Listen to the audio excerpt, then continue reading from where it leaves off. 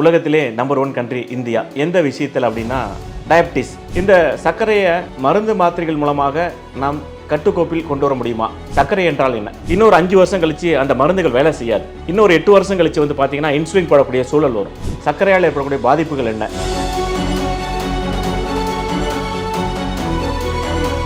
வணக்கம் நண்பர்களே, நான் உங்கள் இயற்கை மருத்துவ நண்பன் டாக்டர் சுகுமார், ஸ்ரீ ஜெயரங்கா இயற்கை மருத்துவமனை, திருச்சியிலேருந்து. ஒரு முக்கியமான ஹாட் டாபிக் தான் இன்னைக்கு பேச போகிறோம். உலகத்திலே நம்பர் 1 கண்ட்ரி இந்தியா. எந்த விஷயத்தில் அப்படின்னா டயபிட்டிஸ். ஸோ இந்த டயபிட்டிஸ் அப்படிங்கிறது உலகத்தில் நிறைய கண்ட்ரியில் இருக்குது. இருந்தாலும் இந்த இந்தியாவில் பார்த்தீங்கன்னா 10 கோடி பேர் இந்த சர்க்கரையால் பாதிப்படைஞ்சிருக்காங்க. ஜமீன்தார்களின் நோய் அப்படின்னு சொல்லுவாங்க சர்க்கரை நோயை. அந்த காலத்திலலாம் செல்வந்தர்களுக்கு தான் இந்த நோய் இருந்தது. ஆனால் இப்போ சாதாரண லேமனுக்கே இருக்குது. சொல்லப்போனால் குழந்தைகளுக்கே இந்த சர்க்கரை நோய் இருக்குது. இந்த சர்க்கரையை மருந்து மாத்திரைகள் மூலமாக நாம் கட்டுக்கோப்பில் கொண்டு வர முடியுமா?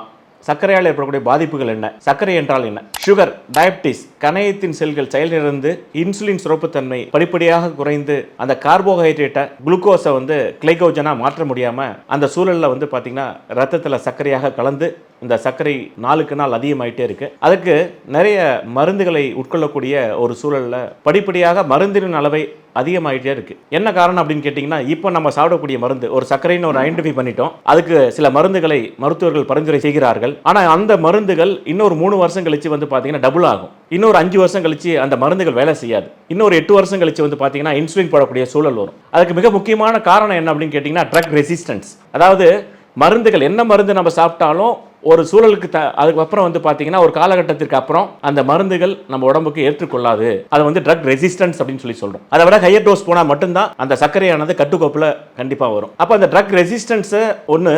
ரெண்டாவது, சர்க்கரையால் வரக்கூடிய பாதிப்புகள். நிறைய பேருக்கு பார்த்தீங்கன்னா கண்களில் பாதிப்பு, டயபெட்டிக் ரெட்டினோபதி என்கிறார்கள். கண்களில் அடிக்கடி ஊசி போடக்கூடிய ஒரு சூழல், கண்களில் ரத்த கசிவு ஏற்படுது. டயபெட்டிக் நீரோபதி, கால் நரம்பு எல்லாம் வீக்கா போயிடுது. சில பேருக்கு காலில் உணர்ச்சியே இல்லாமல் இருக்கு. ஸோ கால்களில் காயம் ஏற்பட்டால் கூட தெரிய மாட்டேங்குது. அதே போல டயபெட்டிக் ஆஞ்சியோபதி, ரத்த குழாய்களில் அடைப்பு ஏற்படுது. ரத்தத்தில் கொலகொலப்பான தன்மை அதிகமாகுது. கொலஸ்ட்ராலோட லெவல் அதிகமாகுது. அதனால் இதயத்தில் பாதிப்பு ஏற்படுது. மூளையில் ரத்த கசிவு அல்லது ரத்தத்தில் பிளாக்கேஜஸ் ஏற்பட்டு பக்கவாதம் வருவதற்கான ஒரு காரணம் பேரலைசிஸ். அது மட்டும் இல்லாமல் கிட்னி பாதிப்புகள். கிட்னி செல்கள் கொஞ்சம் கொஞ்சமாக வீக் ஆகி கிட்னி டேமேஜ் ஆகுது. கிட்னி செல்ஸ் நெஃப்ரான்ஸ் டேமேஜ் ஆகுது. கிட்னியோட செல்ஸ் பேர் நெஃப்ரான்ஸ். அதனால வரக்கூடிய பாதிப்புகளால கிட்னி செயலிழந்து போயிடுது. ஆக இந்த சுகரால நியூரோபதி, நெஃப்ரோபதி, ஆஞ்சியோபதி, ரெட்டினோபதி என்ற 4 பாதிப்புகள் இருக்கு. இந்த சுகரை வராம பிரிவென்ட் பண்றதுக்கு ஒரு டயபெட்டிக் ரிவர்சல் ப்ரோக்ராம், சர்க்கரையை கட்டுக்கோப்பில் கொண்டு வருவதற்கும் சர்க்கரைக்கான மருந்துகளை கணிசமாக குறைப்பதற்கும் சர்க்கரையால் ஏற்படக்கூடிய பாதிப்புகள், இந்த நான் சொன்ன பார்த்தீங்களா 4 பாதிப்புகள், நீரோபதி, நெஃப்ரோபதி, ஆஞ்சியோபதி, ரெட்டினோபதி, இந்த பாதிப்புகள் வராமல் பார்த்துக் கொள்வதற்கும் பார்த்தீங்கன்னா இந்த டயபெட்டிக் ரிவர்சல் ப்ரோக்ராம் நமது ஸ்ரீ ஜெயரங்கா இயற்கை மருத்துவமனையில் நாங்கள் டிசைன் பண்ணியிருக்கோம். இதோட முக்கிய நோக்கம் என்ன அப்படின்னு கேட்டிங்கன்னா, முதல்ல கணையம் கல்லீரலின் செயல்திறனை அதிகமாக்குவது, மெட்டபாலிசம் வளர்சிதை மாற்றத்தை அதிகப்படுத்துவது, மன ஆரோக்கியத்தை மேம்படுத்துவது. ஏன்னா சுகர் என்பது உணவால் மட்டும் இல்லை, மன அழுத்தத்தினாலையும் வரும். ஸ்ட்ரெஸ் அதிகமாச்சுன்னா சர்க்கரையின் அளவு அதிகமாகும். உணவால் மட்டும் சர்க்கரை அதிகமாகாது. சர்க்கரை நோயை பொறுத்தவரையும் 3 விஷயங்களை பண்ணும். சரியான பயிற்சிகள், குறிப்பாக யோகாசன பயிற்சிகள் நமது ஸ்ரீ ஜெயரங்கா இயற்கை மருத்துவமனையில் பிரத்யேகமான அதற்கான சில யோகாசன பயிற்சிகளை நாங்கள் கொடுக்குறோம். 2வது, அதற்கான உணவு முறைகள், என்னென்ன ஃபுட்லாம் நம்ம மாற்றி அமைச்சா ரொம்ப நல்லது, அந்த உணவுகளை கொடுக்குறோம்.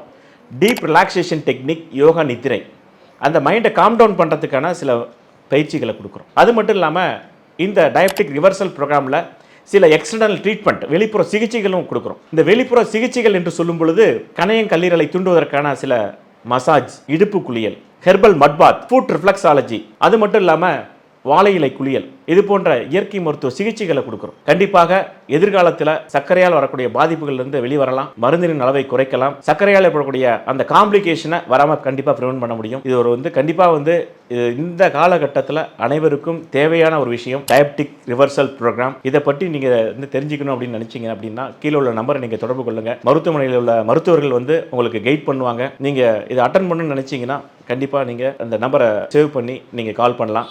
தேங்க்யூ.